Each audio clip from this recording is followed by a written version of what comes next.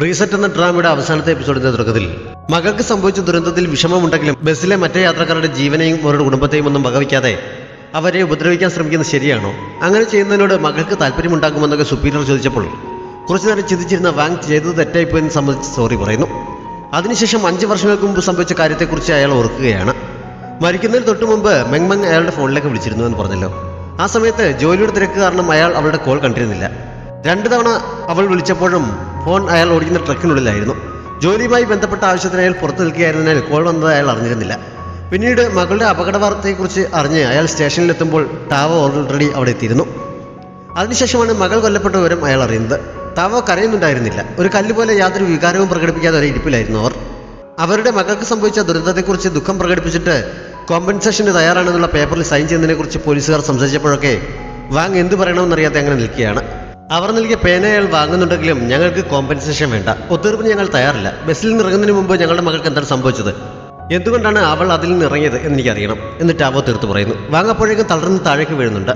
പക്ഷേ ടാവോ അപ്പോഴും ഉരുക്ക് വരുതേ പോലെ അങ്ങനെ തന്നെ ഇരിക്കുകയാണ്. അവർ ഇടയ്ക്ക് വാഷ്റൂമിൽ പോയി നിൽക്കുന്ന സമയത്ത് തൊട്ടടുത്തുള്ള ജെൻസിന്റെ വാഷ്റൂമിൽ 2 പേർ അവരെക്കുറിച്ച് സംസാരിക്കുന്നത് കേൾക്കുന്നു. അവർ എത്ര സമയം അവിടെ നിൽക്കുകയാണ്? ആരെങ്കിലും അവരെ മൈൻഡ് ചെയ്യുന്നുണ്ടോ? അവർ നിന്നാൽ അവരുടെ പ്രശ്നം പരിഹരിക്കുവാൻ പറ്റുമെന്നാണ് അവർ വിചാരിക്കുന്നത്. 45-ാം നമ്പർ ബസ്സിൽ പതിവായി പെൺകുട്ടികളെ ശല്യം ചെയ്യുന്ന ഏതോ ഒരു പൂവാലുണ്ട് എന്ന് പറഞ്ഞു കേട്ടിരുന്നല്ലോ. അയാളായിരിക്കും അതിന് പിന്നിൽ. പക്ഷേ യാത്രക്കാർ പരാതി നൽകാതെ ഡ്രൈവർക്കൊന്നും ചെയ്യാൻ കഴിയില്ല എന്നൊക്കെ അവർ പറയുന്നത് ടാവോ കേൾക്കുന്നു. ആരാണത് സംസാരിച്ചതെന്നറിയാൻ അവർ ജെൻസിന്റെ ബാത്റൂമിലേക്ക് കയറി നോക്കുന്നുണ്ടെങ്കിലും അവിടെ ആരും ഉണ്ടായിരുന്നില്ല. ആരെങ്കിലും ശരിക്കും അങ്ങനെ സംസാരിച്ചതാണോ അത് തന്റെ വെറും തോന്നലാണോ എന്ന് പോലും അവർക്ക് തിരിച്ചറിയാൻ കഴിയുന്നില്ല. അങ്ങനെ ഒരു പൂവാലൻ മകളെ ശല്യപ്പെടുത്തിയിട്ടായിരിക്കണം അവളുടെ മരണത്തിന് ഇടയാക്കിയതെന്ന സംശയം കാരണമാണ് ആ റൂട്ടിലിടുന്ന ബസ്സിൽ അവർ പതിവായി കയറി അതിൽ സഞ്ചരിക്കുന്ന പെൺകുട്ടികളോട് അങ്ങനെ ആരെങ്കിലും ശല്യപ്പെടുത്തിയിരുന്നോ എന്ന് അന്വേഷിച്ച് അറിയാൻ ശ്രമിച്ചത്. പക്ഷേ ബസ്സിന്റെ ഡ്രൈവർ അവർക്ക് ഭ്രാന്താണെന്ന രീതിയിൽ അവരെ കണ്ടാൽ പിന്നെ ഡോർ തുറക്കാത്ത സ്ഥിതിയായി. പലപ്പോഴും ബസ്സിന് പുറകെ ഓടി അവർ റോഡിൽ തളർന്നു വീണിട്ടുണ്ട്. മകളുടെ മരണം അവരെ ശരിക്കും മാനസികമായി ഒരുപാട് തളർത്തിയിരുന്നു. നമുക്ക് അവളെയും തിരികെ കൊണ്ടുപോകാം, അവൾക്കും വീട്ടിലേക്ക് പോകണമെന്ന് ആഗ്രഹം കാണും. മാത്രമല്ല നിന്റെ സ്റ്റുഡൻസിന്റെ ഒക്കെ പരീക്ഷ എടുത്തിരിക്കുകയാണ്, അവർക്ക് നിന്നെ ആവശ്യമുണ്ട് എന്ന് പറഞ്ഞ് വാങ് അവരെ തിരികെ പോകാൻ സമ്മതിപ്പിക്കുന്നു. അവർ പൂർണ്ണമായി സമ്മതിച്ചില്ലെങ്കിലും ഒത്തുതീർപ്പിന്റെ പേപ്പറുകളിൽ സൈൻ ചെയ്യാൻ അയാൾ പോയപ്പോൾ അവരും കൂടെ പോയിരുന്നു. അവിടെ വെച്ച് അവർക്ക് എന്തൊക്കെയോ ശാരീരിക അസ്വസ്ഥതകൾ അനുഭവപ്പെടുന്നുണ്ട്. എല്ലാം വിധിയാണെന്ന് ഓർത്ത് സമാധാനിച്ച് അവർ തിരികെ നാട്ടിലെത്തി സ്കൂളിൽ പോയി നോർമലായി ജീവിതം മുന്നോട്ട് കൊണ്ടുപോകാൻ ശ്രമിച്ചതാണ്. പക്ഷേ സ്കൂളിൽ ക്ലാസ് എടുത്തുകൊണ്ടിരിക്കുന്ന സമയത്ത് ക്ലാസ്സിൽ കുട്ടികൾ അവരുടെ മകളുടെ അപകട വീഡിയോ കണ്ടുകൊണ്ടിരുന്നത് അവർ കാണാനിടയാകുന്നു. മെങ് വണ്ടിയിൽ നിന്ന് ഇറങ്ങാൻ ബഹളം വെക്കുന്നതും വണ്ടി ഇടിച്ച് റോഡിലേക്ക് തെറിച്ചു വീഴുന്നതും ഒക്കെയായ വീഡിയോ ആയിരുന്നു അത്. അതിൽ വന്നിരിക്കുന്ന കമന്റ്സുകളും അന്നവർ കാണുന്നു. അതിനുശേഷം അവർ വീട്ടിലെത്തി ചിന്തിച്ച് ഒരേ ഇരിപ്പായിരുന്നു.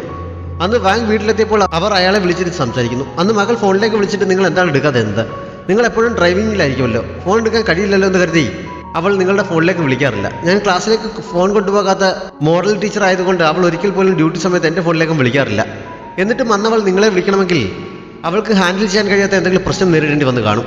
നിങ്ങളുടെ സഹായം പ്രതീക്ഷിച്ചായിരിക്കണം വിളിച്ചത്. നിങ്ങൾ അന്ന് ഫോൺ എടുത്തിട്ടുണ്ടെങ്കിൽ ഒരുപക്ഷെ അവൾക്ക് അങ്ങനെ സംഭവിക്കാമായിരുന്നില്ല. നമ്മൾ 2 പേരും അവളുടെ മരണത്തിന് ഉത്തരവാദികളാണ്.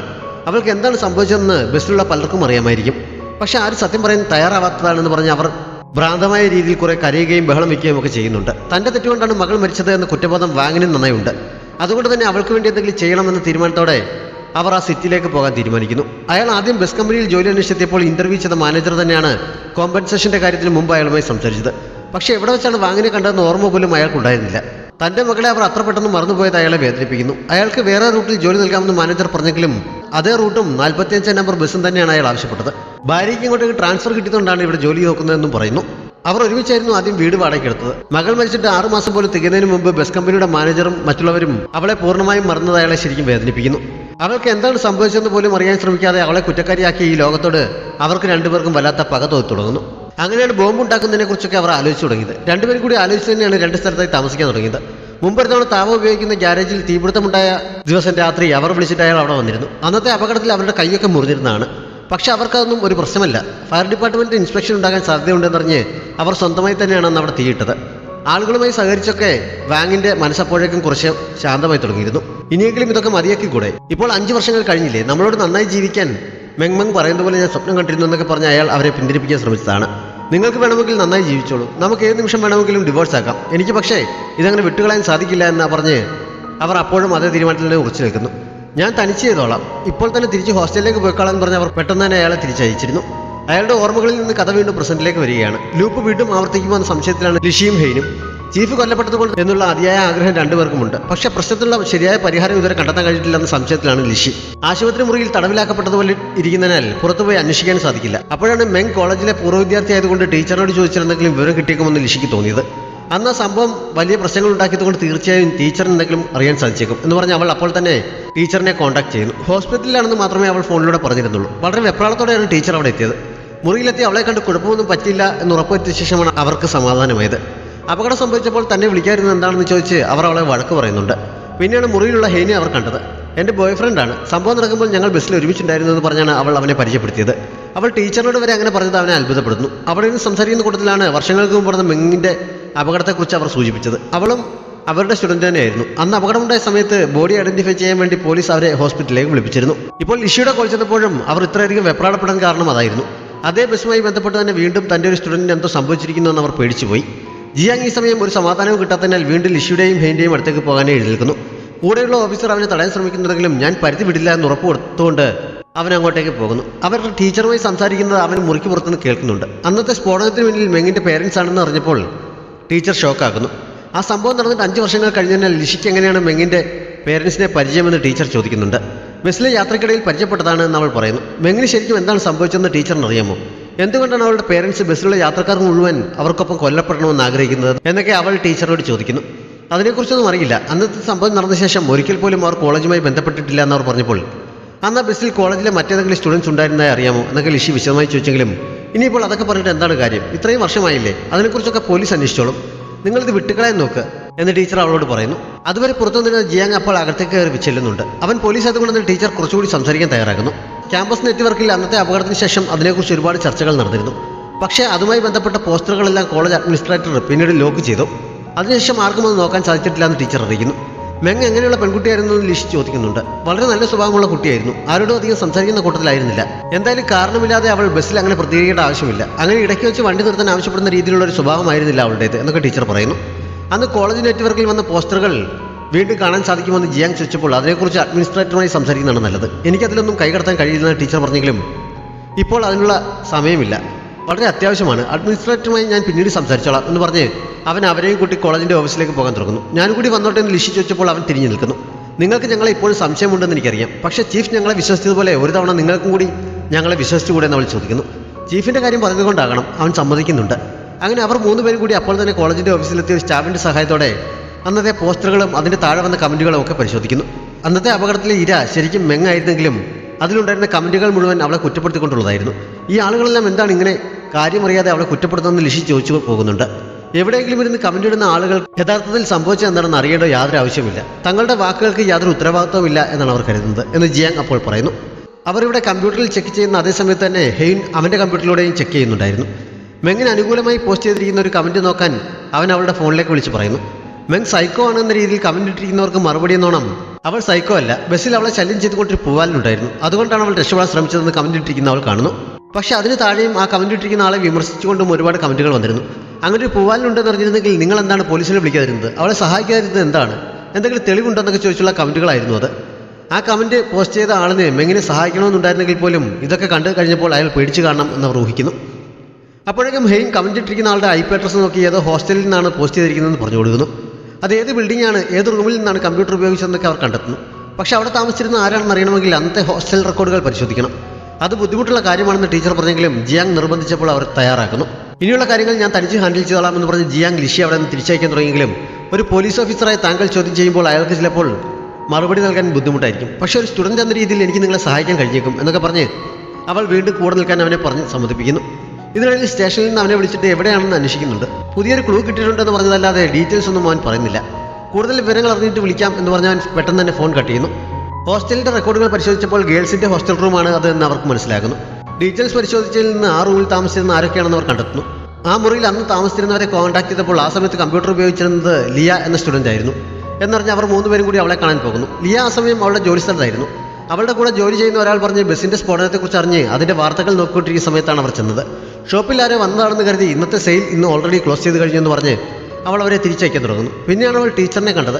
അവർ കൂടെയുള്ളതുകൊണ്ട് തന്നെ അവൾ അവരോട് സംസാരിക്കാൻ തയ്യാറാക്കുന്നു. പക്ഷെ അന്നത്തെ പോസ്റ്റുമായി ബന്ധപ്പെട്ട് എന്തൊക്കെ അറിയാനാണ് അവർ വന്നിരിക്കുന്നതെന്ന് അറിഞ്ഞു കഴിഞ്ഞപ്പോൾ ആ പോസ്റ്റ് ഇട്ടത് ഞാനല്ല, എനിക്കതിനെക്കുറിച്ചൊന്നും അറിയില്ല എന്ന് പറഞ്ഞ് അവൾ ഒഴിഞ്ഞു മാറുന്നു. അന്നത്തെ സൈബർ ആക്രമണത്തിലൂടെയുള്ള പേടിയായിരിക്കണം അവളിങ്ങനെ ഒഴിഞ്ഞു മാറുന്നതിന് കാരണമെന്നറിയാവുന്നതിനാൽ അവർ മൂന്നുപേരും മാറി മാറി അവളോട് സംസാരിച്ച് സംഭവത്തിന്റെ ഗൗരവം അവളെ ബോധ്യപ്പെടുത്തി കൊടുക്കാൻ ശ്രമിക്കുന്നു. അതിനെക്കുറിച്ചുള്ള സത്യം പറയുന്നതിന്റെ പേരിൽ ആരും അവളെ ആക്രമിക്കാതിരിക്കാൻ ഞാൻ ശ്രദ്ധിച്ചോളാം, അവളെ സംരക്ഷിച്ചോളാം എന്നൊക്കെ ടീച്ചർ ഉറപ്പ് കൊടുത്തെങ്കിലും കോളേജിലായിരിക്കുമ്പോൾ സ്റ്റുഡൻസിനെ പ്രൊട്ടക്ട് ചെയ്യാൻ ടീച്ചറിന് സാധിച്ചേക്കും. പക്ഷെ അവിടെ നിന്ന് പുറത്തിറങ്ങി കഴിഞ്ഞാൽ എങ്ങനെയാണ് സാധിക്കുക എന്ന് ലീ ചോദിക്കുന്നു. അവളൊന്നും പറയാൻ തയ്യാറായിരുന്നപ്പോൾ ജിയാങ് പോലീസാണെന്ന് വെളിപ്പെടുത്തിക്കൊണ്ട് ചെറിയ ഭീഷണിയുടെ സ്വരം പ്രയോഗിച്ചു നോക്കിയെങ്കിലും അപ്പോഴും അവളൊന്നും പറയാൻ തയ്യാറാകുന്നില്ല. സ്ഫോടനത്തിന് കാരണക്കാർ മെങ്ങിന്റെ അച്ഛനും അമ്മയുമാണ് എന്നൊക്കെ പറഞ്ഞ് ലിഷി വീണ്ടും സംസാരിച്ച് നോക്കുന്നു. അവളെക്കുറിച്ചുള്ള വിവരങ്ങൾ പുറത്ത് ഒരാൾ പോലും അറിയാതെ സൂക്ഷിച്ചോളാം, അവൾക്കൊരാപത്തം വരാതെ പ്രൊട്ടക്ട് ചെയ്തോളാം എന്നൊക്കെ ജിയാങ് ഒരു പോലീസുകാരൻ എന്ന നിലയിൽ അവൾക്ക് വാക്കുകൊടുക്കുന്നു. അങ്ങനെ എല്ലാവരും കൂടി നിർബന്ധിച്ച അവസാനം അവൾ സത്യം പറയാൻ തയ്യാറാകുന്നു. അന്ന് മെങ് സഞ്ചരിച്ചിരുന്ന ബസ്സിൽ അവളും ഉണ്ടായിരുന്നു. ഒരാൾ അവളുടെ അടുത്ത് ചെന്ന് സ്വകാര്യ ഭാഗങ്ങളിൽ തൊടുകയും ശരീരം അവളുടെ ദേഹത്ത് മുട്ടിക്കുകയും ഒക്കെ ചെയ്ത് അവളെ ശല്യം ചെയ്യുന്നത് ലിയ കണ്ടിരുന്നു. ആ സമയത്ത് ഫോൺ അവളുടെ കയ്യിൽ ഉണ്ടായിരുന്നതിനാൽ അയാൾ അറിയാതെ ഫോട്ടോ എടുക്കുകയും ചെയ്തു. പക്ഷേ അപ്പോഴേക്കും അങ്ങോട്ട് ശ്രദ്ധിച്ച അയാൾക്ക് സംശയം തോന്നിയാൽ മെങ്ങിന്റെ അടുത്ത് നിന്ന് മാറി അയാൾ അവളുടെ അടുത്തേക്ക് ചെല്ലുന്നു. ലിയ പെട്ടെന്ന് ഒന്നും അറിയാത്ത മട്ടിൽ ഫോൺ എടുത്ത് മാറ്റിയെങ്കിലും അയാളുടെ വരവ് കണ്ടുപിടിച്ച് അടുത്ത സ്റ്റോപ്പിൽ ഇറങ്ങുന്നു. ബസ്സിന്റെ അടുത്ത് നിന്ന് ഓടി മാറിയിട്ട് ഉടനെ തന്നെ അവൾ അമ്മയെ വിളിച്ച് വിവരം പറയുന്നുണ്ട്. പോലീസിൽ വിളിക്കുന്നതിനെ കുറിച്ച് പറഞ്ഞപ്പോൾ നീ ആ സിറ്റിയിൽ തനിച്ചല്ലേ, പോലീസ് ഇപ്പോൾ അയാളെ പിടിച്ചുകൊണ്ട് പോയാൽ കുറച്ച് ദിവസങ്ങൾക്കുള്ളിൽ വെറുതെ വിടും, ആ സമയത്ത് അയാൾ നിന്നെ ഉപദ്രവിക്കാൻ ശ്രമിച്ചാൽ എന്ത് ചെയ്യും, അതുകൊണ്ട് വെറുതെ ആവശ്യമില്ലാത്ത കാര്യങ്ങളൊന്നും ഇടപെടേണ്ട എന്നാണ് അമ്മ പറഞ്ഞത്. നിങ്ങളെപ്പോലെയുള്ള പെൺകുട്ടികളുടെ ഡ്രസ്സിംഗ് കാരണമാണ് അവർ ഇങ്ങനെയൊക്കെ ചെയ്യുന്നതെന്ന് പറഞ്ഞ് അമ്മ അവളെ വഴക്ക് പറയുകയും ചെയ്യുന്നു. ഞങ്ങളുടെ ഡ്രസ്സിങ്ങിന് എന്താണ് കുഴപ്പം, ഇത് മോഡേൺ കാലമല്ലേ, അമ്മയെപ്പോലെയുള്ളവർ ഇങ്ങനെ ചിന്തിക്കുന്നത് കൊണ്ടാണ് ഇങ്ങനെയുള്ള സംഭവങ്ങൾ ഉണ്ടാകുമ്പോൾ ആളുകൾ പെൺകുട്ടികളെ മാത്രം കുറ്റപ്പെടുത്തുന്നതെന്ന് പറഞ്ഞ് അവൾ തിരിച്ചു പ്രതികരിക്കുന്നുണ്ട്. അമ്മ കാരണം അന്ന് അവൾ അതിനെക്കുറിച്ച് പോലീസിൽ റിപ്പോർട്ട് ചെയ്തിരുന്നില്ല. പിന്നീട് മെങ്ങിന്റെ അപകടത്തെക്കുറിച്ച് അറിഞ്ഞപ്പോൾ അയാളുടെ ശല്യം സഹിക്കാൻ വയ്യാതായിരിക്കണം അവൾ ബസ്സിൽ നിന്ന് ഇറങ്ങിയതെന്ന് അവൾ ഊഹിച്ചിരുന്നു. മെങ്ങിന് നേരെ ഇന്റർനെറ്റിലൂടെ ആക്രമണം കണ്ട് സഹിക്കാൻ വയ്യാതെയാണ് അന്ന് അവൾ അങ്ങനെ ഒരു കമന്റ് ഇട്ടത്. പക്ഷെ അതിന് മറുപടിയായി വന്ന നെഗറ്റീവ് കമന്റുകൾ അവളുടെ ഉള്ള ധൈര്യം കൂടി നഷ്ടപ്പെടുത്തി. തെളിവായുള്ള ഫോട്ടോ അപ്ലോഡ് ചെയ്യാൻ അവൾ തുടങ്ങിയതാണ്. പക്ഷെ അപ്പോഴാണ് അങ്ങനെ ശരിക്കും ഒരാൾ ശല്യപ്പെടുത്താൻ ബസ്സിൽ ഉണ്ടായിരുന്നത് ആരെങ്കിലും കണ്ടിട്ട് മിണ്ടാതിരുന്നാണെങ്കിൽ അവരുടെ മരണത്തിന് അവർ കൂടി ഉത്തരവാദികളാണ്, അയാളാണ് ശരിക്കും കൊല്ലപ്പെടേണ്ടത്. മെങ്ങിന്റെ പേരൻസ് അതിനെക്കുറിച്ച് അറിഞ്ഞാൽ അവരെ വെറുതെ ഇടാൻ പോകുന്നില്ല എന്നൊക്കെ പറഞ്ഞുള്ള കമന്റ്സ് കണ്ടപ്പോൾ പിന്നെ അവൾക്കത് പോസ്റ്റ് ചെയ്യാൻ ധൈര്യം ഉണ്ടായില്ല. പിന്നീട് കമന്റ് ഡിലീറ്റ് ചെയ്യാനായി നോക്കിയപ്പോൾ കോളേജ് ഫോറം അത് ലോക്ക് ചെയ്തിരിക്കുന്നതായി അറിയാൻ കഴിഞ്ഞു എന്നൊക്കെ ലിയ അവരോട് പറയുന്നു. അന്ന് സത്യം പറയാൻ ധൈര്യം കാണിക്കാതിരുന്നതിന് അവൾ ക്ഷമ ചോദിക്കുന്നു. അവളുടെ ഫോണിൽ ഇപ്പോഴും ഉണ്ടായിരുന്ന ആ ഫോട്ടോ അവൾ അവരെ കാണിക്കുന്നു. പലതവണ ഫോൺ മാറിയിട്ടും ഈ ഒരു ഫോട്ടോ മാത്രം ഡിലീറ്റ് ചെയ്യാതെ ഇപ്പോഴും സൂക്ഷിച്ചിരിക്കുകയാണ് എന്ന് അവൾ പറയുന്നു. ക്ലൗഡ് ഫയൽ പോലെയുള്ള ഏതെങ്കിലും ഫയൽ ഹോസ്റ്റിംഗ് സർവീസിൽ അതിന്റെ കോപ്പി സൂക്ഷിച്ചിട്ടുണ്ടെന്ന് ലിഷി അവളോട് ചോദിക്കുന്നു. അങ്ങനെ ഒരു ഹോസ്റ്റിംഗ് സർവീസിൽ അവളത് സൂക്ഷിച്ചിട്ടുണ്ടായിരുന്നു. അതിന്റെ ഐഡിയും പാസ്വേഡും ഒക്കെ അവൾ ലിഷിക്ക് പറഞ്ഞു കൊടുക്കുന്നു. ഹെയുൻ ലിഷി അയച്ചു കൊടുത്തിട്ട് ഹോസ്റ്റലിൽ ഇരുന്ന് ഫോട്ടോ കാണുന്നുണ്ട്. അവന്റെ കണ്ടീഷൻ കുറച്ചുകൂടി മോശമായിക്കൊണ്ടിരിക്കുകയാണ്. ഇപ്പോൾ ബ്ലഡ് വമിറ്റ് ചെയ്യാനൊക്കെ തുടങ്ങിയിരിക്കുന്നു. ഇനി അധികം പിടിച്ചു നിൽക്കാൻ കഴിയില്ല എന്ന് അവന് മനസ്സിലാക്കുന്നു. ലിഷിയും ജിയാങ്ങും തിരികെ ഹോസ്പിറ്റലിൽ എത്തിയപ്പോൾ മറ്റൊരു ഓഫീസർ അവനെ വെയിറ്റ് ചെയ്ത് അവിടെ ഉണ്ടായിരുന്നു. ലിഷിയോട് സാധനങ്ങളൊക്കെ പാക്ക് ചെയ്ത് ഹെയുനെയും കൂട്ടി സ്റ്റേഷനിലേക്ക് പോകാൻ റെഡിയാക്കാൻ പറഞ്ഞിട്ട് പറയാതെ എങ്ങോട്ടാണ് പോയതെന്ന് ചോദിച്ച ഓഫീസർ ജിയാങ്ങിനെ വഴക്ക് പറയുന്നു. പറഞ്ഞിട്ട് പോകാൻ മാത്രമുള്ള സമയമുണ്ടായിരുന്നില്ല. ചീഫ് എന്തിനു വേണ്ടിയാണ് മരിക്കേണ്ടി വന്നത് എന്ന് എനിക്ക് അറിഞ്ഞാൽ മതിയാകുമായിരുന്നുള്ളൂ. അദ്ദേഹത്തിന് വേണ്ടി അത്രയെങ്കിലും ചെയ്യാൻ കഴിഞ്ഞില്ലെങ്കിൽ എനിക്ക് ഒരു സമാധാനവും കിട്ടില്ല എന്നവൻ പറയുന്നുണ്ട്. ലിഷി ചെല്ലുമ്പോൾ ഹെയിൻ നല്ല ടെൻഷനിൽ നിൽക്കുകയാണെങ്കിലും അവളോട് അതിനെക്കുറിച്ചൊന്നും പറയുന്നില്ല. മെങ്മെങ്ങിന്റെ സ്ഥാനത്ത് ഞാനായിരുന്നെങ്കിൽ അതേപോലെയുള്ള ഒരു സിറ്റുവേഷൻ വരുമ്പോൾ എനിക്ക് പ്രതികരിക്കാൻ കഴിയുമായിരുന്നു എന്നാണ് ഞാൻ ഇങ്ങോട്ടേക്ക് വരുന്ന വഴി ചിന്തിച്ചത്. ഇതുപോലെയുള്ള പ്രശ്നങ്ങൾ നേരിടേണ്ടി വരുന്ന പല പെൺകുട്ടികളും ചിലപ്പോൾ ആരോടും പറയാൻ പോലും ധൈര്യം കാണിക്കാറില്ല എന്നൊക്കെ ലിഷി വിഷമത്തോടെ പറയുന്നു. അവനെപ്പോലെയുള്ളവർക്ക് തക്കതായ ശിക്ഷ കിട്ടാതിരിക്കില്ല എന്ന് പറഞ്ഞ് അവൻ അവളെ സമാധാനിപ്പിക്കുന്നുണ്ട്. അടുത്ത ലൂപ്പിൽ അഥവാ എനിക്ക് ഉണരാൻ കഴിഞ്ഞില്ലെങ്കിലോ എന്ന പേടി കാരണം അടുത്ത ലൂപ്പിൽ ഉണർന്നാൽ ഉടൻ എന്തൊക്കെയാണ് ചെയ്യേണ്ടതെന്ന് അവൻ അവളെ ഒന്നുകൂടി ഓർമ്മിപ്പിക്കുന്നുണ്ട്. ലിയ പറഞ്ഞ ക്ലൗഡ് ഫെയർ അക്കൗണ്ടിന്റെ ഐഡിയും പാസ്വേഡും ചീഫിന്റെ ഫോൺ നമ്പറും ഒക്കെ ഓർത്തു വെക്കാൻ ഒന്നുകൂടി ഓർമ്മിപ്പിക്കുന്നു. ചെയ്യേണ്ട കാര്യങ്ങൾ എന്തൊക്കെയാണെന്ന് ഒരിക്കൽ കൂടി ഓർമ്മിച്ച ശേഷമാണ് അഥവാ എനിക്ക് ഉണരാൻ കഴിഞ്ഞില്ലെങ്കിൽ നിനക്ക് തനിച്ചാണെങ്കിലും ഇതൊക്കെ ചെയ്യാവുന്നേ ഉള്ളൂ എന്ന് പറഞ്ഞ് അവൻ ധൈര്യം കൊടുക്കുന്നത്. ഞാൻ ഉണർന്നില്ലെങ്കിലും നീ തനിച്ച് ലൂപ്പിൽ നിന്ന് പുറത്തു പോകണം എന്നവൻ പറഞ്ഞപ്പോൾ നീ എന്താണ് ഇങ്ങനെയൊക്കെ പറയുന്നതെന്ന് അവൾ ചോദിക്കുന്നു. നിന്നെ നഷ്ടപ്പെടുമോ എന്ന പേടി വല്ലാതെ തോന്നുന്നുണ്ട് എന്നവൻ മറുപടി നൽകുന്നു. അടുത്ത ലൂപ്പ് കാണാൻ സാധ്യതയില്ല എന്ന് നീ ഇടയ്ക്ക് പറഞ്ഞിരുന്നല്ലോ. ശരിക്കും അങ്ങനെ സംഭവിക്കുകയാണെങ്കിൽ നാളെ നമ്മൾ ഉണരുമ്പോൾ ഇതിനെക്കുറിച്ചൊന്നും ഓർമ്മയില്ല, നമുക്ക് പരസ്പരം അറിയില്ല എങ്കിൽ നമ്മൾ എന്ത് ചെയ്യും എന്നവൾ ചോദിക്കുന്നു. എന്തായാലും ഞാൻ നിന്നെ ഓർത്തിരിക്കും, നീ മറന്നുപോയാലും ഞാൻ നിന്റെ അടുത്ത് വന്ന് എന്നെ പരിചയപ്പെടുത്തിയിട്ട് എൻ്റെ ഗേൾഫ്രണ്ട് ആകാൻ സമ്മതമാണോ എന്ന് ചോദിക്കും എന്നവൻ പറയുന്നു. പരിചയപ്പെടുത്തുന്ന രീതിയിൽ ഷേക്കാൻഡ് നൽകാനായി കൈ നീട്ടിക്കൊണ്ടാണ് അവൻ അത് ചോദിച്ചത്. ഗേൾഫ്രണ്ട് ആകാൻ സമ്മതമാണെന്ന് പറഞ്ഞ് അവൾ അവൻ്റെ കയ്യിൽ പിടിക്കുന്നു. ഹെയിൻ അവളെ അടുത്തേക്ക് പിടിച്ച് കിസ് ചെയ്യുന്നുണ്ട്. അതിനുശേഷം രണ്ടുപേരും കൂടി ജിയാങ്ങിനൊപ്പം സ്റ്റേഷനിലേക്ക് പുറപ്പെടുന്നു. വണ്ടിയിലിരുന്ന് രണ്ടുപേരും ഉറങ്ങുന്നു. എന്തായിരിക്കും സംഭവിക്കാൻ പോകുന്നതെന്ന പേടി കാരണം രണ്ടുപേരും കൈകൾ ചേർത്ത് പിടിച്ചിരിക്കുകയാണ്. എന്തായാലും അടുത്ത ലൂപ്പ് സ്റ്റാർട്ട് ചെയ്ത് ലിഷി ഉണരുന്നു. ഹെയിൻ പേടിച്ചതുപോലെ അവൻ ഉണരാൻ സാധിക്കുന്നുണ്ടായിരുന്നില്ല. ലിഷി അവനെ കുറെ വിളിച്ചു നോക്കുന്നുണ്ടെങ്കിലും ഒരുപാട് സമയം പാഴാക്കാനില്ലാത്തത് കൊണ്ട് അവൻ പറഞ്ഞിരുന്ന പോലെ തന്നെ സ്വന്തമായിട്ട് കാര്യങ്ങൾ ചെയ്യാൻ തുടങ്ങുന്നു. ചീഫിന്റെ നമ്പർ ഓർത്തെടുത്ത് ആദ്യം അവൾ ഫോട്ടോ എടുത്ത് മുമ്പത്തെ പോലെ അദ്ദേഹത്തിന് മെസ്സേജ് അയക്കുന്നു. അദ്ദേഹം കാണാൻ താമസിച്ചാലെന്ന് കരുതി അദ്ദേഹത്തിന്റെ ഫോണിലേക്ക് വിളിച്ച് സൗഹൃദത്തോടെ സംസാരിച്ചുകൊണ്ട് മെസ്സേജ് നോക്കാൻ പറയുന്നുണ്ട്.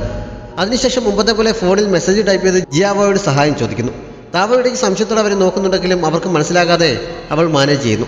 അയാൾ സഹായിക്കാമെന്ന് സമ്മതിക്കുന്നുണ്ട്. അപ്പോഴേക്കും ചീഫിന്റെ നേതൃത്വത്തിൽ പോലീസ് സംഘം പുറപ്പെട്ടു കഴിഞ്ഞിരുന്നു. പാലത്തിലേക്കുള്ള ട്രാഫിക്കും അവർ കൺട്രോൾ ചെയ്യുന്നു. ഇത്തവണ പോലീസ് വാഹനങ്ങളോടെല്ലാം സൈറൺ ഓഫ് ചെയ്യാൻ ചീഫ് നിർദ്ദേശിക്കുന്നുണ്ട്. അതുകൊണ്ട് തന്നെ അവർ ഫോളോ ചെയ്യുന്നത് വാങ് താവോയും അറിയുന്നില്ല. ലൂഡി സ്റ്റോപ്പിൽ നിന്ന് കയറി കഴിഞ്ഞപ്പോഴേക്കും ചീഫ് അവളുടെ ഫോണിലേക്ക് വിളിച്ചിട്ട് ബസ് പാലത്തിൽ നിർത്താൻ വേണ്ടതൊക്കെ ചെയ്തിട്ടുണ്ട്, ഇനി കോൾ കട്ട് ചെയ്യാതെ ലൈനിൽ തന്നെ തുടരാൻ പറയുന്നു. അവൾ ഓക്കെ പറയുന്നുണ്ട്. അതിനുശേഷം കോൾ കട്ട് ചെയ്യാതെ തന്നെ ലൂഡിയുടെ അടുത്തെത്തി സഹായം ചോദിച്ചുകൊണ്ടുള്ള മെസ്സേജ് കാണിക്കുന്നു. അവനെ വിശ്വസിപ്പിക്കാനായി അവൻ്റെ സീക്രട്ട് കോഡും പറഞ്ഞിട്ട് അതെങ്ങനെ അറിഞ്ഞൊന്ന് വിശദീകരിക്കാനുള്ള സമയമൊന്നുമില്ല. സഹായിക്കാൻ കഴിയുമോ എന്ന് അവൾ ചോദിക്കുന്നു. സഹായിക്കാമെന്ന് അവൻ സമ്മതിക്കുന്നു. അതിനുശേഷം അവൾ എഴുന്നേറ്റ് ചെന്ന് സാഹചര്യങ്ങളൊക്കെ നോക്കി മനസ്സിലാക്കുന്നു. പോലീസ് വാഹനങ്ങൾ ഇരുവശത്തുമുള്ളത് അവൾ കാണുന്നു. ബസ് പാലത്തിലേക്ക് കയറി കഴിഞ്ഞപ്പോൾ അവൾ ഡ്രൈവറോട് ബസ് നിർത്താൻ ആവശ്യപ്പെടുന്നു. നിർത്തരുതെന്ന് പറഞ്ഞുകൊണ്ട് താവോ ചാടി എഴുന്നേറ്റപ്പോഴേക്കും ജിയാവോ ഓടിച്ചെന്ന് അവരെ പിടിച്ചു നിർത്തുന്നു. അപ്പോഴേക്കും ലുഡി അവരുടെ മുന്നിൽ നിന്ന് ബോംബെടുത്ത് അതുമായി മാറിയിരിക്കുന്നു. ബാക്കി യാത്രക്കാരോടും ലിഷി വിവരം വിളിച്ചു പറയുന്നതിനാൽ എല്ലാവരും അവരെ സഹായിക്കാൻ കൂടുന്നു. ബസ്സിലെ ബഹളം കേട്ട് അവൾ എന്തിനാണ് ഇങ്ങനെ റിയാക്ട് ചെയ്തതെന്ന് അപ്പോഴും ലൈനിലുണ്ടായിരുന്ന ചീഫ് അമ്പരക്കുന്നു. ബസ്സിന് മുന്നിൽ കയറി തടയാൻ അദ്ദേഹം ജിയാങ്ങിന് നിർദ്ദേശം നൽകുന്നു. അവൻ വണ്ടിയുമായി മുന്നിൽ കയറുന്നുണ്ട്. അപ്പോഴേക്കും വാങ് ബ്രേക്ക് ചവിട്ടിയതിനാൽ താവായി പിടിച്ചിരുന്നവരെല്ലാം കൂടി തെറിച്ചു വീഴുന്നു. അവർ ഓടിച്ചെന്ന് ബോംബിന്റെ ട്രിഗർ വലിക്കാൻ തുടങ്ങിയെങ്കിലും അപ്പോഴേക്കും ഉണർന്നെത്തിയ ഹെയിൻ അവരെ പിടിച്ചു നിർത്തുന്നു. അവനെ കണ്ടപ്പോൾ ലിഷിക്ക് ആശ്വാസമാകുന്നു. താവായെ മറ്റ് യാത്രക്കാരെ ഏൽപ്പിച്ചിട്ട് അവർ രണ്ടുപേരും കൂടി ഡ്രൈവറുടെ അടുത്ത് നിന്ന് വണ്ടി നിർത്താൻ പറയുന്നു. അയാൾ പക്ഷേ അതിന് തയ്യാറാകാതെ മുൻപിലുള്ള പോലീസ് വണ്ടികളിൽ ഇടിച്ചുകൊണ്ട് ഇരിക്കുകയാണ്. അവസരം മുമ്പത്തെ പോലെ തന്നെ പാലത്തിൽ സെറ്റ് ചെയ്തിരുന്ന ആനകൾ കയറി മുന്നിലുള്ള വണ്ടിയിൽ ഇടിച്ച് ബസ് നിൽക്കുന്നു. പക്ഷേ അയാൾ വീണ്ടും റിവേഴ്സ് എടുക്കാൻ തുടങ്ങുന്നു. ജിയാങ്ങും മറ്റൊരു പോലീസുകാരനും രണ്ട് വണ്ടികളിലായി ബസ്സിന്റെ പുറകിൽ കൊണ്ട് ഇടിച്ചു നിർത്തുന്നു. വാങ് കുറെ ശ്രമിച്ചു നോക്കിയിട്ട് വണ്ടി പുറകിലേക്ക് എടുക്കാൻ കഴിയാത്തതുകൊണ്ട് ഡ്രൈവിംഗ് സീറ്റിൽ നിന്ന് എഴുന്നേറ്റ് ചെന്ന് ബോംബ് പൊട്ടിക്കാൻ ശ്രമിക്കുന്നു. എല്ലാവരും കൂടി അയാളെ പിടിച്ചു നിർത്തുന്നുണ്ട്. മെങ്ങിന് എന്താണ് സംഭവിച്ചതെന്ന് ഞങ്ങൾക്കറിയാം എന്ന് ലിഷി ഫോൺ കാണിച്ചുകൊണ്ട് പറഞ്ഞപ്പോൾ അയാൾ അത് ശ്രദ്ധിക്കുന്നു. അപ്പോഴേക്കും ആരോ ഡോർ തുറന്ന് ചീഫും അകത്തേക്ക് കയറുന്നു. അടുത്തേക്ക് വന്നാൽ ബോംബ് പൊട്ടിക്കുമെന്ന് പറഞ്ഞ് വാങ് അതും കയ്യിൽ പിടിച്ചുകൊണ്ട് നിൽക്കുകയാണ്. മെങ്ങിന് സംഭവിച്ചത് എന്താണെന്ന് ലിഷി അയാളോട് പറയുന്നു. അവൾക്ക് എങ്ങനെയാണ് അതിനെക്കുറിച്ച് അറിയാമെന്ന് അയാൾ ചോദിക്കുന്നുണ്ട്. ഞങ്ങളുടെ രണ്ടുപേരുടെയും ടീച്ചർ ഒരാളാണ്, അങ്ങനെയാണ് അതിനെക്കുറിച്ച് അറിഞ്ഞത്. അന്ന് അതിൻ്റെ ഫോട്ടോ ഒരാൾ എടുത്തിരുന്നു. നിങ്ങൾ ഇതിൽ നിന്ന് പിന്തിരിയുകയാണെങ്കിൽ സാക്ഷി പറയാൻ അയാൾ തയ്യാറാണ്. അങ്ങനെ മെങ്ങിൻ്റെ ചീത്തപ്പേര് നമുക്ക് മാറ്റിയെടുക്കാൻ സാധിക്കുമെന്നൊക്കെ ആ ഫോട്ടോ കാണിച്ചുകൊണ്ട് അവൾ പറയുന്നു. ചീഫിന് കാര്യങ്ങൾ പൂർണ്ണമായും മനസ്സിലായില്ലെങ്കിലും മെങ്ങിൻ്റെ കേസ് വീണ്ടും അന്വേഷിക്കാൻ വേണ്ടത് ചെയ്യാമെന്ന് അദ്ദേഹം ഉറപ്പ് കൊടുക്കുന്നു. അത് ചെയ്തയാൾ ഇപ്പോഴും പുറത്ത് സുരക്ഷിതമായി നിൽക്കുകയാണ്. അയാളെ വെറുതെ വിട്ടിട്ട് ഈ പാവങ്ങളെ ബലി കൊടുക്കുന്നത് എന്തിനാണ്? നിങ്ങൾ മനസ്സിൽ വെച്ചാൽ ഇപ്പോഴും അയാളെ ശിക്ഷിക്കാനുള്ള അവസരമുണ്ട് എന്നൊക്കെ പറഞ്ഞ് ഹെയിനും അയാളെ പിന്തിരിപ്പിക്കാൻ ശ്രമിക്കുന്നു. ഇത്രയും വർഷങ്ങൾ കഴിഞ്ഞതുകൊണ്ട് ഇനി അതുകൊണ്ടൊന്നും പ്രയോജനം ഉണ്ടാക്കാൻ പോകുന്നില്ലെന്ന് അയാൾ പറഞ്ഞെങ്കിലും ഉറപ്പായും അയാളുടെ മകളുടെ പേരെടുക്കാൻ സഹായിക്കാം എന്ന് ചീഫ് വാക്ക് കൊടുക്കുന്നു. അവൾക്ക് വേണ്ടിയെങ്കിലും നിങ്ങൾ ജീവിക്കണമെന്ന് ലിഷിയും പറയുന്നുണ്ട്. അവസാനം അയാൾ കുറച്ച് ശാന്തനായി താവായി നോക്കുന്നു. അതിന് സമ്മതമാണെന്ന രീതിയിൽ അവർ കരഞ്ഞുകൊണ്ടിരിക്കുകയാണ്. അതുകൊണ്ട് തന്നെ അയാൾ ട്രിഗറിലെ പിടിവിടുന്നു. ചീഫ് പതുക്കെ അയാളുടെ കയ്യിൽ നിന്ന് ബോംബ് വാങ്ങി പുറത്തേക്ക് ഓടുന്നു. എന്താണ് സംഭവിക്കുന്നതെന്ന് ആകാംക്ഷയോടെ എല്ലാവരും നോക്കി നിൽക്കുകയാണ്. എന്തായാലും ഇത്തവണ അത് വെള്ളത്തിൽ ചെന്ന് വീണതിന് ശേഷമാണ് പൊട്ടിത്തെറിച്ചത്. ആർക്കും അപകടമൊന്നും സംഭവിക്കുന്നില്ല. വാങ്ങിനെയും താവോയും അറസ്റ്റ് ചെയ്ത് മാറ്റുന്നു. അവിടെ നിന്ന് പോലീസ് വണ്ടിയിലേക്ക് കയറുമ്പോൾ മെങ് തങ്ങളെ നോക്കി ചിരിക്കുന്ന പോലെ താവോയ്ക്ക് തോന്നുന്നുണ്ട്. ജീവൻ തിരിച്ചു കിട്ടിയ ആശ്വാസത്തിലാണ് യാത്രക്കാരില്ല. ഏറ്റവും കൂടുതൽ ആശ്വാസം ലിഷിയും ഹെയിനുമാണ് എന്ന് പറയണ്ടല്ലോ. അവൾ ആശ്വാസത്തോടെ അവനെ കെട്ടിപ്പിടിക്കുന്നുണ്ട്. പിന്നീട് അവർക്ക് മൊഴി നൽകാൻ ഒക്കെയായി സ്റ്റേഷനിൽ പോകേണ്ടി വരുന്നു. അവിടെ നിന്ന് തിരികെ പോകാൻ തുടങ്ങുമ്പോൾ ചീഫ് അവരുടെ അടുത്തേക്ക് ചെന്ന് എങ്ങനെയാണ് എൻ്റെ നമ്പർ കിട്ടിയത്? ബോംബിനെ കുറിച്ച് നിങ്ങൾ എങ്ങനെയാണ് അറിഞ്ഞത്? വണ്ടിയിലുണ്ടായിരുന്ന ഓരോ യാത്രക്കാരുടെയും ഡീറ്റെയിൽസ് എങ്ങനെ അറിഞ്ഞു എന്നൊക്കെ അവരോട് ചോദിക്കുന്നു. രണ്ടുപേരും എങ്ങനെ പറഞ്ഞു തുടങ്ങണമെന്നറിയാതെയൊക്കെ കൺഫ്യൂഷനായി നിൽക്കുന്നത് കണ്ട് ഇപ്പോൾ പറയണമെന്നില്ല, പിന്നീട് എപ്പോഴെങ്കിലും എന്നെ വിളിച്ചാൽ മതി എന്ന് അദ്ദേഹം പറയുന്നു. അവരുടെ ധൈര്യത്തെ അഭിനന്ദിക്കുകയും ചെയ്യുന്നുണ്ട്. അവിടെ നിന്ന് മുന്നോട്ട് നടക്കുമ്പോൾ നമ്മളിനി എങ്ങനെ അദ്ദേഹത്തോട് കാര്യങ്ങളൊക്കെ പറയും എന്നവൾ പറഞ്ഞപ്പോൾ അതിനെക്കുറിച്ച് ആലോചിച്ച് ടെൻഷൻ അടിക്കേണ്ട, നമ്മളെ സംശയം ഉണ്ടായിരുന്നെങ്കിൽ അദ്ദേഹം പോകാൻ അനുവദിക്കില്ലായിരുന്നു എന്നവൻ സമാധാനിപ്പിക്കുന്നു. എന്തായാലും അതിൻ്റെ സന്തോഷം ആഘോഷിക്കാനായി അവിടുത്തെ ഏറ്റവും വില കൂടിയ ഹോട്ടലിലേക്ക് പോകാം എന്നവൾ പറഞ്ഞെങ്കിലും ലൂപ്പ് അവസാനിച്ച് കഴിഞ്ഞില്ലേ, അതുകൊണ്ട് നമുക്ക് കൂടിയ ഹോട്ടലിൽ പോകണ്ട എന്നവൻ പറയുന്നു. പക്ഷെ അവളതിന് സമ്മതിക്കാതെ അവനെ വിളിച്ചുകൊണ്ട് പോകുന്നുണ്ട്. ഭക്ഷണമൊക്കെ കഴിച്ച് രണ്ടുപേരും അവരുടെ സ്ഥലങ്ങളിലേക്ക് പോകുന്നു. ഉറങ്ങി എഴുന്നേൽക്കുമ്പോൾ എങ്ങനെയായിരിക്കുമെന്ന് ആകാംക്ഷയോടെയാണ് രണ്ടുപേരും ഉറങ്ങാൻ കിടന്നത്. എന്തായാലും അടുത്ത ദിവസം രാവിലെ മാറ്റമൊന്നും ഉണ്ടായിരുന്നില്ല. രണ്ടുപേരും റൂമിൽ തന്നെയാണ് ഉണർന്നത്. അവൻ ഉണർന്ന ഉടൻ അവളുടെ ഫോണിലേക്ക് മെസ്സേജ് അയക്കുന്നു. ലിഷി അപ്പോൾ കോളേജിലേക്ക് പോയിക്കൊണ്ടിരിക്കുകയാണ്. എന്തായാലും തലേദിവസം ബുക്സ് വാങ്ങാൻ പോകാനായി ആ ബസ്സിൽ കയറിയ സമയത്ത് ഒരു ബോയ് ഫ്രണ്ടിനെ കിട്ടും എന്നവൾ ഒരിക്കലും പ്രതീക്ഷ കണ്ടില്ല. പിന്നീട് ആ ബസ്സിൽ ആ സമയത്തുണ്ടായിരുന്ന 8 യാത്രക്കാർക്കും ധീരതയ്ക്കുള്ള അവാർഡ് നൽകി ഗവൺമെൻറ് അവരെ അഭിനന്ദിക്കുന്നുണ്ട്. സമ്മാനമായി വലിയൊരു തുകയും ഓരോരുത്തർക്കും നൽകുന്നു. അഭിമാനത്തോടെയാണ് അവരും കുടുംബാംഗങ്ങളും അവിടെ എത്തിയത്. മെങ്ങിന്റെ മരണത്തിന് കാരണക്കാരനായ അയാളെ പോലീസ് അറസ്റ്റ് ചെയ്യുന്നു. ജയിലിൽ വെച്ച് അയാളെ കണ്ട് വാങ്ങിന് സമാധാനമാകുന്നു. പിന്നെ ആ ബസ്സിലുണ്ടായിരുന്ന യാത്രക്കാരുടെ ജീവിതം ചെറുതായിട്ടൊന്ന് കാണിക്കുന്നുണ്ട്. മരുന്നുമായി വന്ന മുത്തശ്ശി കുടുംബത്തോടൊപ്പം സന്തോഷമായി കഴിയുന്നു. മടം തണ്ണിമത്തനുമായി മകൻ്റെ അടുത്ത് എന്നവനെ കാണുന്നു. മകൻ പിണക്കമൊക്കെ മറന്ന് സ്നേഹത്തോടെ അച്ഛൻ്റെ അടുത്തേക്ക് ചെല്ലുന്നു. അവൻ്റെ കൂടെയുള്ളവർക്കൊക്കെ അദ്ദേഹം തണ്ണിമത്തൻ നൽകുന്നുണ്ട്. ലുഡിക്ക് അവൻ്റെ അടുത്ത ബർത്ത്ഡേക്ക് രോമങ്ങളൊക്കെ കളഞ്ഞ് വൃത്തിയാക്കിയ ഒരു പൂച്ചയാണ് അച്ഛനും അമ്മയും സമ്മാനമായി നൽകിയത്. ഇനി അവന് സീക്രട്ടുകൾ സൂക്ഷിക്കേണ്ട ആവശ്യം വരുമെന്ന് തോന്നുന്നില്ല. ജിയാവോ സമ്മാനത്തുക അയാൾക്ക് ആഗ്രഹിച്ചതുപോലെ ഒരു സ്കൂട്ടർ വാങ്ങി ഡെലിവറി ജോലിക്ക് പോയി തുടങ്ങിയിരിക്കുന്നു. അങ്ങനെ ഓരോരുത്തരും അവരവരുടെ ജീവിതമായി സന്തോഷത്തോടെ മുന്നോട്ട് പോകുന്നു. ലിഷിയും ഹെയിനും കൂടി മെങ്ങിന്റെ കല്ലറയിൽ പോയി അവളെ കാണുന്നു. അവൾക്ക് മുന്നിൽ പൂക്കൾ വെച്ച് അവർ മടങ്ങുന്നിടത്ത് ഈ ഡ്രാമ അവസാനിക്കുന്നു. തുടക്കത്തിൽ കൺഫ്യൂഷൻസ് ഒരുപാട് ഉണ്ട് എന്ന് പലരും കമന്റിലൂടെ പറഞ്ഞിരുന്നു. ഇപ്പോൾ അതെല്ലാം മാറിക്കാണുമെന്ന് പ്രതീക്ഷിക്കുന്നു. നിങ്ങൾക്ക് ഈ ഡ്രാമ ഇഷ്ടപ്പെട്ടെങ്കിൽ നിങ്ങളുടെ കൂട്ടുകാരുമായി ഷെയർ ചെയ്യാൻ മറക്കരുത്. Thanks for watching.